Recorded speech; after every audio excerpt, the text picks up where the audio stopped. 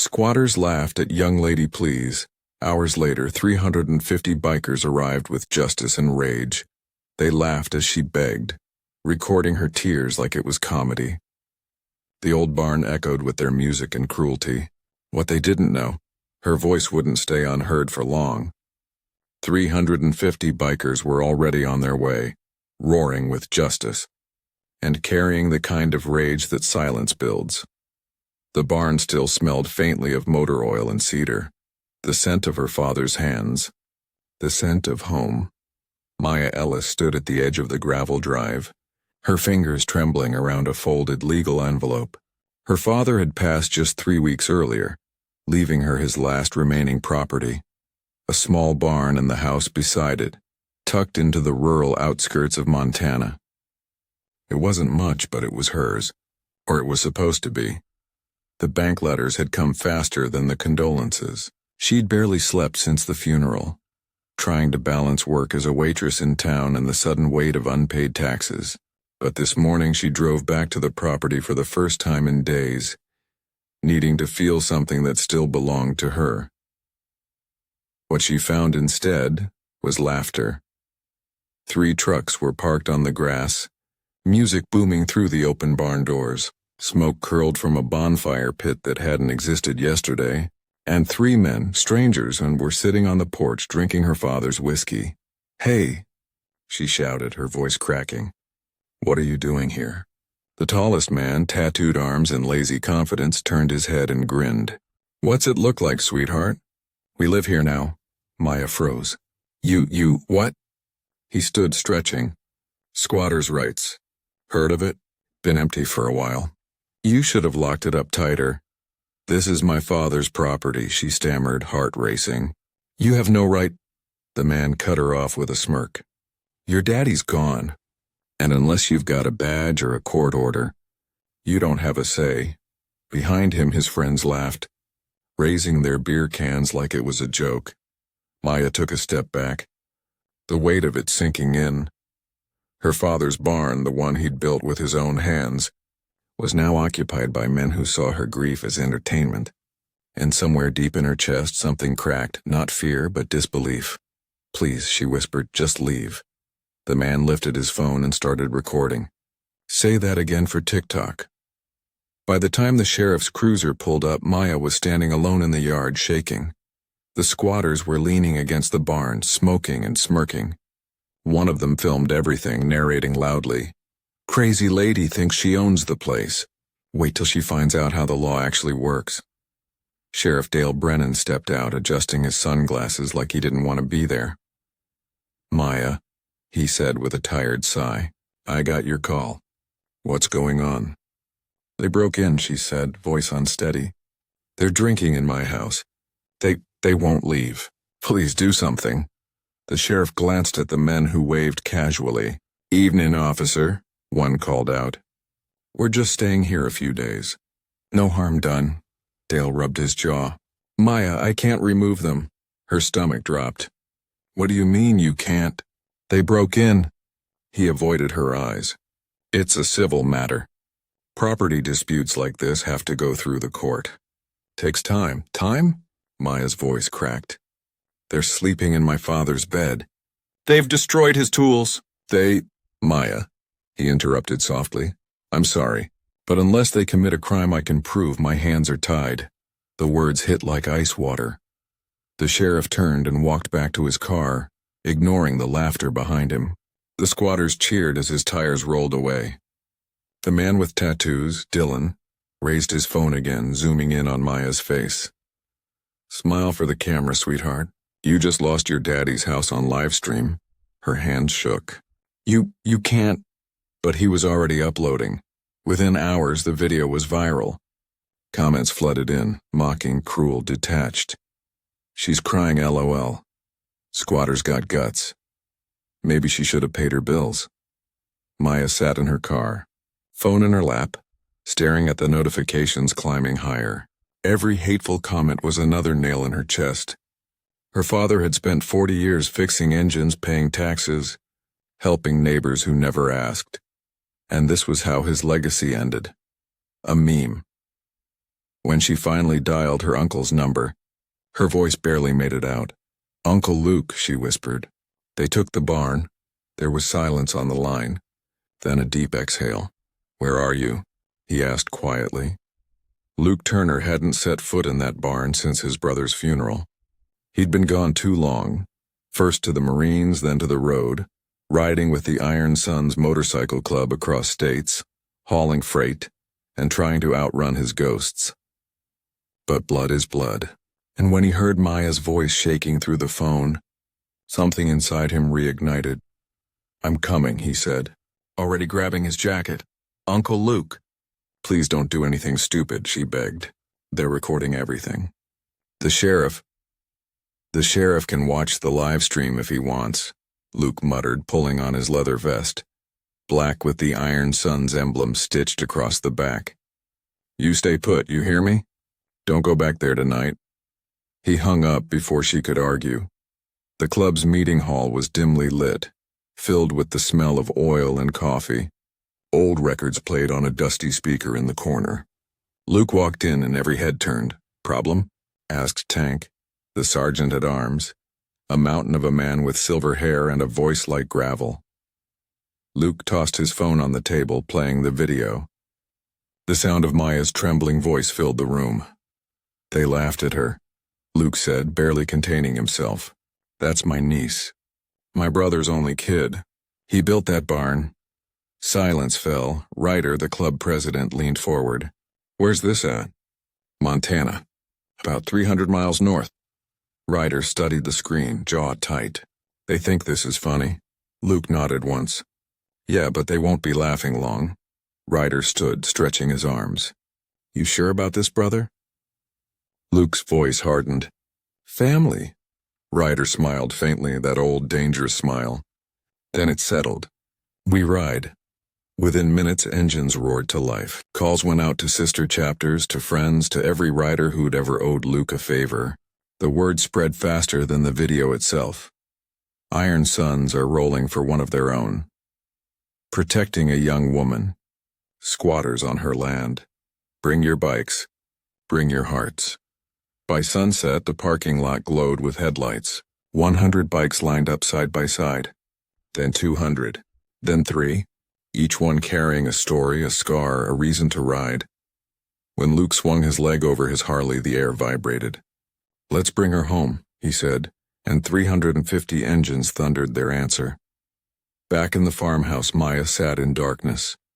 The laughter from the barn carried through the cold air, a cruel rhythm that made her stomach twist. She'd tried calling her uncle again, but his phone went straight to voicemail.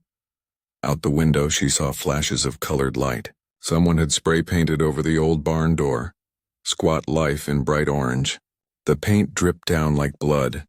She gripped her father's old wrench, the one he used on his motorcycle, and whispered, "I'm sorry, Dad." Then she heard a faint sound. Distant at first, like thunder far away. It grew louder, steadier, heavier. The windows rattled. The night seemed to breathe. The squatters came outside, confused.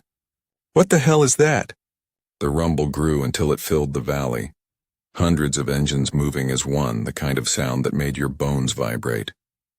Headlights flickered along the distant road like a serpent of light, winding through the hills. Maya stepped onto the porch, wind lifting her hair. Her breath caught in her throat. It wasn't thunder, it was salvation on wheels. Riders filled the horizon, leather and chrome glinting under the moon. Banners of the Iron Sons flapped in the cold air, and at the front, her Uncle Luke, eyes hard as steel, leading an army that roared like justice itself. The squatters backed up, their bravado evaporating with each passing second. Dylan's phone trembled in his hand as he whispered, "Oh, sight." And for the first time in days, Maya smiled. The night exploded with headlights and the deep growl of engines. Dust rose from the gravel road like fog as 350 bikers poured into the property, surrounding the house and barn in a circle of chrome and thunder. The squatters froze, deer caught in a wall of light. Luke killed his engine and swung off his Harley. The silence that followed was almost sacred. Even the music from the barn died, the Bluetooth speaker suddenly insignificant against the weight of their presence. He walked forward slowly, every bootstep deliberate, the reflection of firelight glinting in his eyes. Behind him the iron suns fanned out. Men and women, veterans, truckers, welders, mothers, all hardened by life and loyalty. "Evening," Luke said, voice low but carrying. "You boys got something that doesn't belong to you." Dylan, trembling but still pretending confidence, spat on the ground. "You can't scare us, old man. We've got rights." Luke smiled faintly. "You think I came here to argue about rights?" Behind him, 350 riders revved their engines once, a sound like 1,000 drums shaking the earth. The squatters flinched. Maya stood on the porch, eyes wide. She'd never seen anything like it. Her uncle standing before an army defending her father's name. Dylan swallowed hard. "This isn't your property either." Luke's gaze didn't waver. "No, but it belongs to my family. And you made my niece cry on the internet. That makes it war problem." He stepped closer until they were face to face. The other two men backed away, muttering curses under their breath. Dylan tried to hold his ground, but his hands shook. "This land," Luke said quietly, "was built by men who worked with their hands, not by cowards who film old ladies for likes." Dylan opened his mouth to reply, but Luke raised a hand, a simple gesture, and 50 bikers stepped forward in unison, boots thudding on the dirt. For the first time, Dylan didn't have anything to say. The air was thick with tension. Luke stood tall, his jacket flapping in the cold wind. "You've got two choices," he said evenly. "You leave now with what you can carry, or you stay and face the consequences of disrespect." One of the squatters, the younger one, Kyle, raised his voice. "You can't threaten us, man. That's illegal." Luke turned his head slightly. "I didn't threaten you. I gave you options." Behind him, Tessa, one of the senior bikers, and took a step forward, her hands still in her gloves. "You think the law's gonna protect you?" "The law already walked away." "We didn't." Her words hung heavy in the air. Maya's eyes filled with tears. She didn't expect this, the solidarity, the power of strangers standing between her and despair.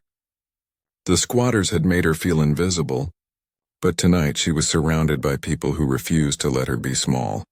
Dylan tried to laugh it off. "You can't just show up with a gang." "It's not a gang," Luke interrupted. "It's family, something you clearly don't understand." He motioned to two riders who started recording one calm, silent documentation. "We'll make sure the world sees this too. The truth this time." Realizing the tables had turned, Dylan's friends began to panic. "Dude, let's just go," Kyle whispered. "They'll kill us or no one's dying tonight," Luke said firmly. "We're not criminals. We're just done watching people get bullied." For a long moment, no one moved. Then the soft click of an engine breaking the stillness, one of the squatters' trucks starting up. The others followed, muttering curses but not daring to meet Luke's eyes. They left fast, spinning tires, dust, the sound of fear retreating into the night. As the last taillight disappeared, Luke exhaled deeply. Around him, the bikers lowered their engines and removed their helmets. The silence that followed wasn't empty. It was sacred. The kind of silence that follows justice. Maya stepped down from the porch, tears glistening on her cheeks. She looked at Luke, then at the hundreds of strangers who'd come for her. "I didn't even know people like you existed," she whispered. Tessa smiled. "We do. We just ride quieter until someone needs us." The next morning, sunlight cut through the mist that hovered over the property. The barn stood scarred, broken locks, shattered glass, spray paint scrawled across its weathered boards. But the bikers were already at work. Hammers clanged. Laughter echoed. Someone fired up a generator. One man replaced the front door. Another repainted the walls. Women brewed coffee on portable stoves while others swept the porch clean. It looked less like a gang and more like a moving army of love and loyalty. Maya stood in the yard, overwhelmed. "You don't have to do this," she said softly. Luke crouched near the steps fixing a window frame smiled. You think we came all this way just to watch you cry again? He handed her a paint roller. Come on, let's finish what your dad started. She laughed through her tears, gripping the roller with trembling hands. He'd love this. Then let's make him proud, Luke said. Hours passed. The orange graffiti disappeared beneath fresh white paint. The barn, once desecrated, began to look whole again. The smell of coffee, oil, and wood filled the air. The smell of her father's world returning. As the day went on, more townsfolk stopped by. Some brought sandwiches, others tools, others just their presence. The same people who'd scrolled past the viral video now watched ashamed, realizing silence had a cost. One elderly man spoke quietly to Luke. She's a good girl. Didn't deserve that. No one does, Luke said simply. By sunset, the barn shone softly under golden light. The iron sons stood together in a long line, watching the colors of dusk bleed across the sky. Maya walked up, her voice steady now. I don't know how to thank you. You already did, Luke said, looking at her. You kept believing this place mattered. She looked around, but at the barn, the bikers, the wind stirring the fields, and smiled. It always did. That night, Luke uploaded a video to the same platform that once mocked her. It wasn't revenge, and it was truth. It showed the before and after, the damage, the graffiti, the cruelty, followed by the roar of 350 bikes arriving at dawn, then the rebuild, the laughter, and Maya's quiet smile as she rolled paint over her father's walls. He captioned it simply, When evil laughs, good doesn't stay silent. Family, awesome respect, and ride for Maya. By morning, the video had hit 1 million views, but this time, the comments were different. Faith in humanity restored. We need more men like this. She deserved protection, not ridicule. The world needs the Iron Sons. Maya sat at the kitchen table, phone in her hands, tears silently streaming down her cheeks. But they weren't tears of grief. They were something closer to gratitude. Luke poured her coffee, sliding the mug across the table. You okay, kiddo? She nodded slowly. For the first time in a long time, yeah. Outside, the engines of a few bikers rumbled to life as they began to head home, waving through the morning mist. Others lingered, helping load leftover tools, joking, smiling. The land was quiet again, but not empty. It had stories now, of loss, defiance, and the strength of strangers who refused to look away. Luke stepped outside, watching the last of the riders disappear down the dirt road. The sky was pale blue streaked with orange. He whispered to himself almost like a prayer. Rest easy, brother. She's safe now. And somewhere in the soft wind through the barn rafters, it almost felt like her father answered back. By the next afternoon, Sheriff Dale Brennan's cruiser rolled up the gravel drive again. Slower this time, like a man approaching a confession booth. He stepped out, hat in hand, eyes darting across the rows of parked motorcycles still glinting under the sun. Luke leaned against the porch rail, arms crossed, coffee in hand. Afternoon, Sheriff. Luke, Brennan said quietly, clearing his throat. Heard you had quite the gathering here last night. Luke didn't answer. He just stared. The sheriff rubbed his neck. Look, I didn't realize what was really going on. Those boys, they told me they had permission. You didn't want the trouble, Luke finished for him. You saw a young woman alone grieving and you figured she'd just go away. Brennan's jaw tightened, shame flickering in his eyes. You're right, he admitted. And I was wrong. From inside, Maya stepped out, holding a mug with both hands. Her voice was soft but steady. They filmed me crying, Sheriff. Called me names. You left me here with them. He looked at her, regret deepening in the lines on his face. I know, and I'll make it right. The county attorney's already filing trespassing charges. I've also got a few questions about who tipped them off about this land in the first place. Luke's brow lifted. Someone tipped them off? The sheriff nodded. A developer named Martin Crean. He's been trying to buy up property out here for a while, cheap. Those squatters were supposed to make it unlivable so he could swoop in and save it. Luke exhaled slowly, anger simmering under his calm exterior. So it wasn't random. No, Brennan said. And I think I owe you both an apology. And a favor. He turned to Maya. You've got friends now, Miss Ellis. You're not alone out here. Maya gave a faint smile. I guess I do. As the sheriff drove away, Luke looked at her and said, You see? Even the quiet ones come around when truth shows up with a little noise. Maya smiled. A little noise, huh? More like an earthquake. 2 days later, the farm was quiet again. The last of the bikers had gone home, but they'd left more than memories.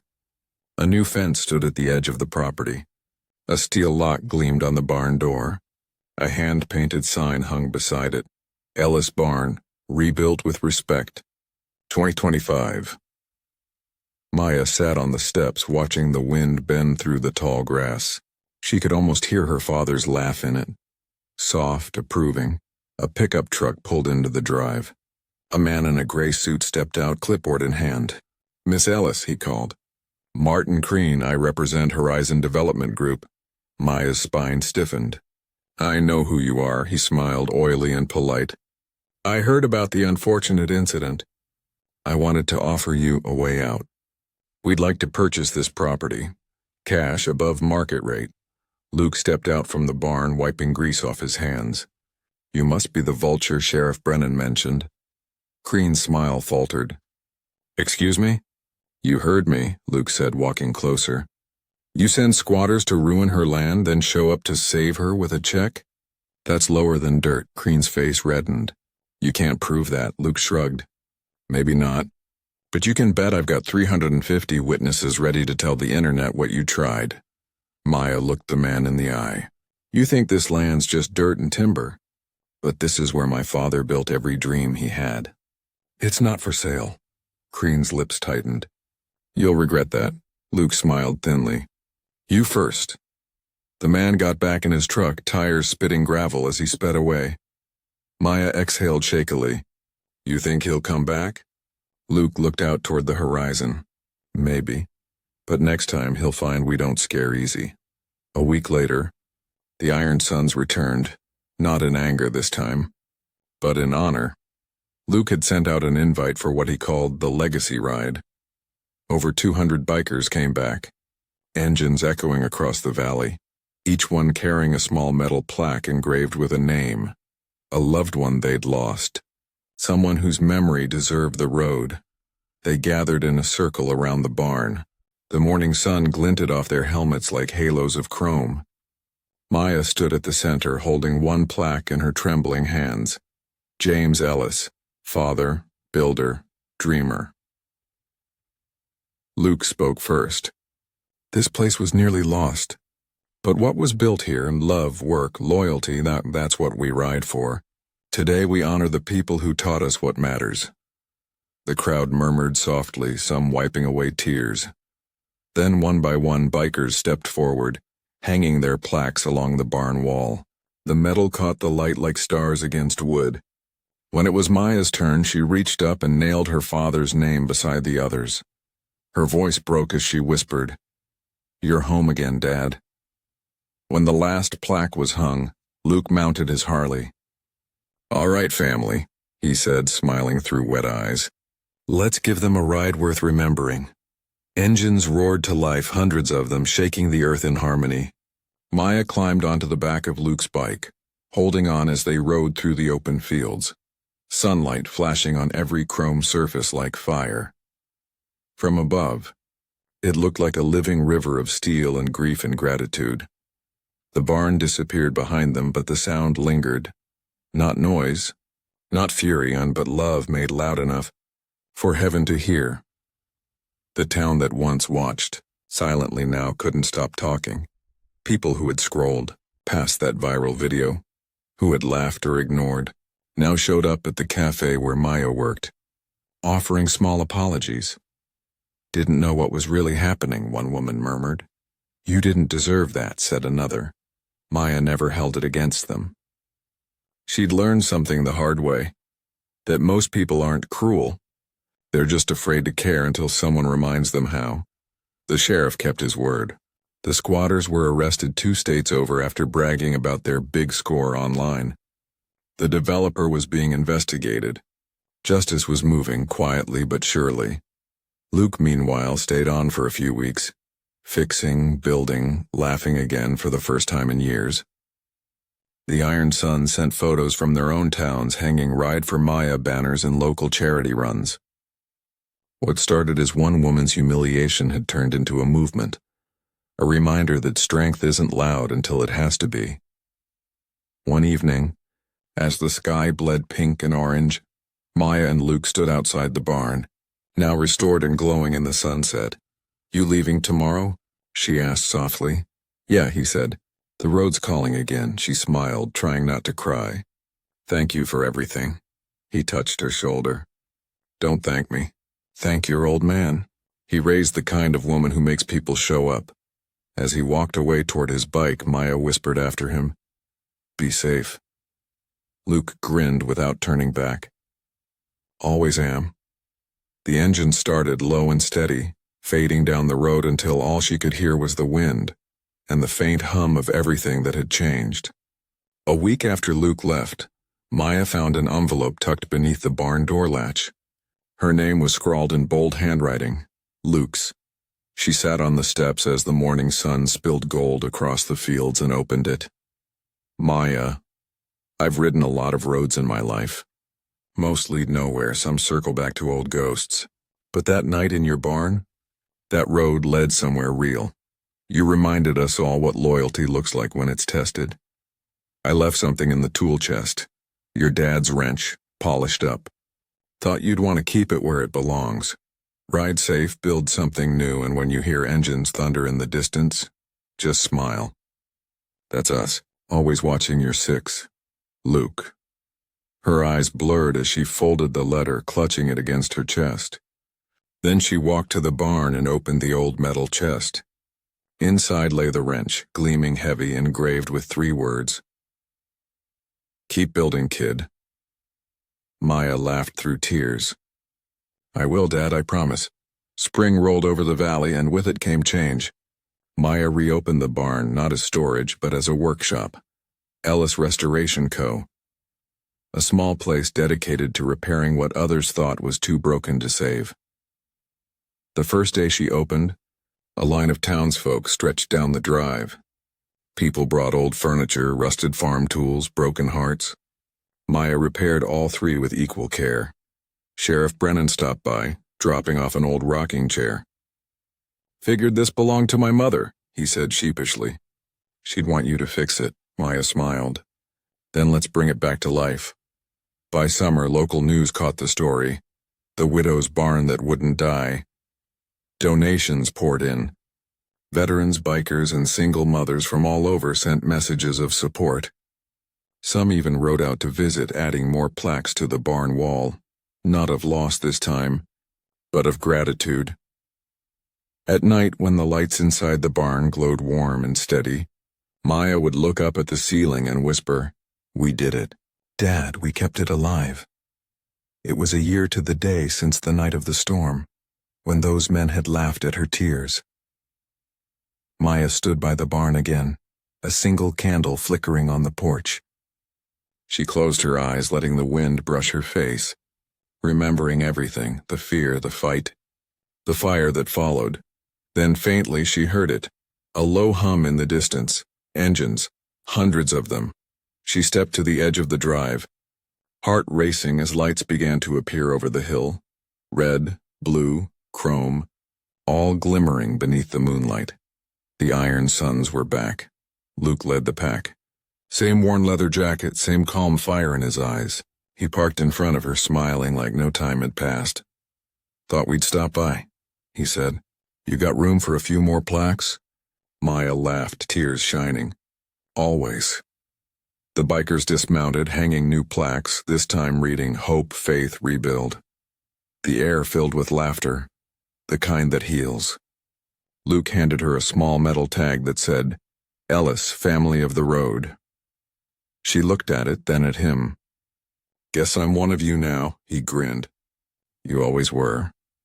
Engines roared once more, the night alive with thunder, not of fury, but of remembrance and unity.